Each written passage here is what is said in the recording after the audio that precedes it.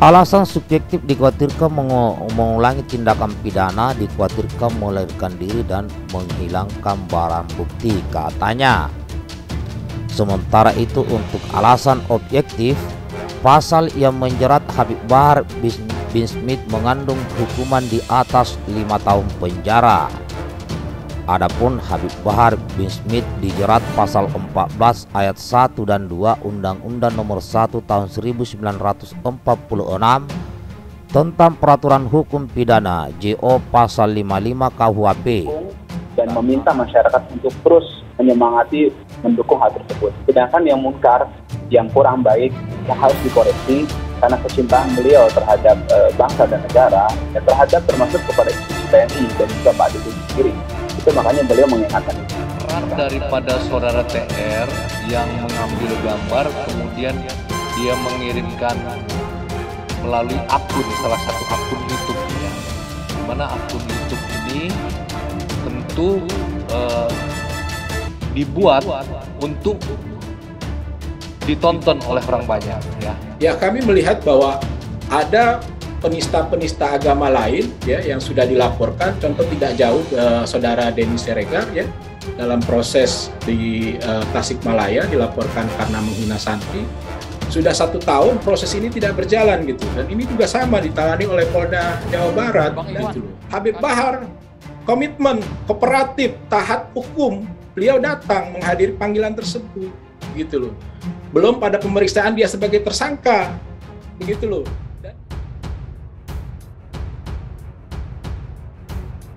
Kasus Habib Bahar vs KSAD Jenderal Dudung Abdurrahman ternyata masih berlanjut. Habib Bahar bin Smith kembali terancam dijerat tersangka untuk kedua kali dalam 2 kasus yang berbeda. Kali ini terkait KSAD Jenderal Dudung Abdurrahman. Hal itu diketahui setelah Polda Jawa Barat menerima pelimpahan berkas perkara dari Polda Metro Jaya terkait laporan ujaran kebencian yang dilakukan oleh Habib Bahar bin Smith. Bahwa pada hari ini kita sudah menerima pelimpahan berkas laporan polisi dengan nomor ALPB 614612/2021 SPKT Polda Metro Jaya tanggal 7 Desember 2021 dengan pelapor saudara HS tentang dugaan tindak pidana ujaran kebencian terhadap pejabat negara, ujar Kabid Humas Polda Jawa Barat, Kombes Ibrahim Tumpu. Kasus kedua yang menjerat Habib Bahar ini ditengarai terkait kasus dugaan ujaran kebencian pada KSAD Jenderal Dudung Abdurrahman. Menurut dia, alasan perkara tersebut dilimpahkan lantaran lokasi kejadian tindak pidana tersebut terjadi di wilayah hukum Polda Jawa Barat. Saat ini, kata dia, pihaknya sudah menerima sejumlah barang bukti dan berita acara pemeriksaan saksi pelapor dan BAP 5 orang ahli. Sebelumnya diberitakan Polda Metro Jaya menerima 2 laporan terhadap Habib Bahar. Pertama, laporan tertanggal 7 Desember 2021. Dalam laporan dengan nomor ALPB 614612/2021 SPKT Polda Metro Jaya itu tertulis ada 2 terlapor, yakni Bahar bin Smith dan Egy Sujana. Dalam laporan itu tertulis dugaan tindak pidana yang dilaporkan adalah menyebarkan informasi yang ditujukan untuk menimbulkan rasa kebencian dan atau permusuhan individu dan atau kelompok berdasarkan sara dan atau penghinaan terhadap penguasa negara. Laporan pertama itu dilaporkan oleh Ketua Siber Indonesia, Husein Shihab. Ia menduga Egy dan Bahar bin Smith menyebar ujaran kebencian terhadap pernyataan Kepala Staf Angkatan Darat Jenderal Dudung Abdurrahman. Habib Bahar bin Smith kembali terancam dijerat tersangka untuk kedua kali dalam 2 kasus yang berbeda.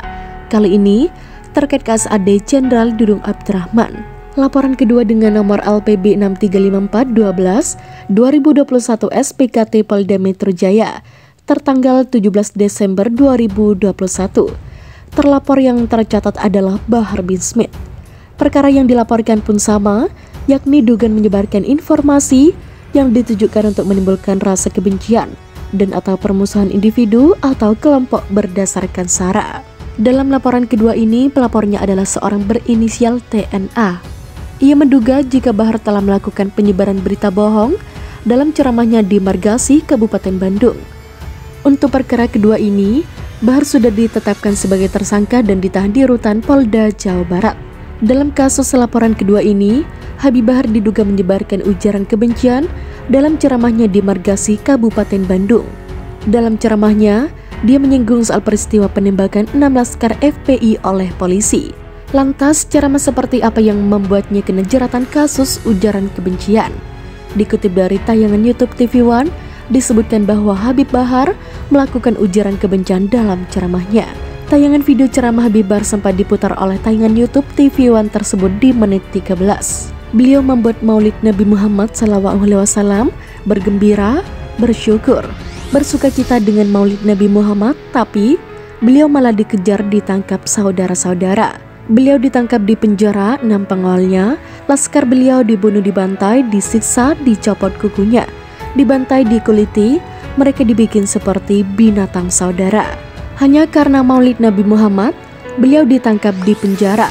Darah mengalir, darah suci Nabi Muhammad. Tangan beliau diborgol, saudara-saudara, padahal tangan-tangan kotor para koruptor tidak diborgol. Beliau tangannya mengalir darah Rasulullah, diborgol, dihinakan, dinistakan. Tidak ada dan tidak pernah terjadi, hanya terjadi di Indonesia, yang negara mayoritas muslim. Ada anak cucu Rasulullah ditangkap, ditahan karena Komisi untuk Orang Hilang dan Tindak Kekerasan atau Kontras mengecam tindakan Panglima TNI Jenderal Andika Perkasa yang mengangkat Maijen Untung Budiharto sebagai Panglima Kodam Jaya. Protes itu dikarenakan Untung masuk dalam daftar anggota tim Mawar bentukan Prabowo Subianto. Kepala Divisi Pemantauan Impunitas Kontras, Teoria Preti, mengatakan kalau nama Untung bahkan sudah disebut dalam laporan investigasi Komnas HAM terkait kasus penghilangan paksa tahun 1997 atau 1998. Dengan pengangkatan Untung, Kontras menganggap negara di bawah kepemimpinan Presiden Joko Widodo tidak melihat rekam jejak dalam menduduki jabatan tertentu. Selain itu, Kontras menilai pengangkatan Untung sebagai Pangdam Jaya juga menjadi bukti tidak adanya penghormatan TNI terhadap proses pengadilan dan putusan hakim dalam proses hukum terhadap tim Mawar. Dalam putusan pengadilan, ada 11 orang yang dinyatakan sebagai terdakwa dan 5 orang dikenakan sanksi pidana dan pemecatan, termasuk Untung Budiharto. Namun sejak putusan ini dikeluarkan, Untung Budiharto justru melenggang bebas dan tidak menaati putusan pengadilan yang ada. Maijen Untung Budiharto diangkat sebagai Pangdam Jaya menggantikan posisi Maijen TNI Mulyo Aji. Hal tersebut tertuang dalam surat keputusan Panglima TNI nomor Kap 51/2022 tentang pemberhentian dari dan pengangkatan dalam jabatan di lingkungan TNI. Hal tersebut tertuang dalam surat keputusan Panglima TNI nomor KEP 51/2022 tentang pemberhentian dari dan pengangkatan dalam jabatan di lingkungan TNI. Dalam keputusan tersebut, Andika memutuskan untuk memberhentikan Maijen TNI Mulyo Aji dari jabatan lama sebagai Pangdam Jaya. Selanjutnya, Mulyo akan menjalankan tugas baru sebagai Sekretaris Kemenpolhukam. Soal kasus yang menimpa Habib Bahar, Refli Harun belak-belakan bersedia menjadi ahli hukum tata negara. Refli Harun terang-terangan bela Habib Bahar. Polisi bisa panas membaca analisisnya. Sebelumnya, Polda Jawa Barat menetapkan Habib Bahar bin Smith resmi sebagai tersangka kasus penyebaran informasi bohong atau hoaks berdasarkan ceramahnya di Kabupaten Bandung, Jawa Barat. Direktur Reserse Kriminal Khusus Polda Jawa Barat, Kombes Pol Arif Rahman, mengatakan tim penyidik telah menemukan 2 alat bukti yang sah dan mendukung penetapan Habib Bahar sebagai tersangka. Dengan demikian, penyidik telah dapat meningkatkan status hukum saudara BS dan saudara TR menjadi tersangka, kata Arif di Mapolda Jawa Barat. Refli sampai berani menyebut bersedia menjadi saksi ahli atas kasus Habib Bahar bin Smith. Menurutnya, yang dicari atas kasus Habib Bahar tersebut adalah kebenaran, bukan pembenaran. Kita ingin melihat masalah ini dari sudut pandang sebaik-baiknya, subjektifnya, kata Refli Harun.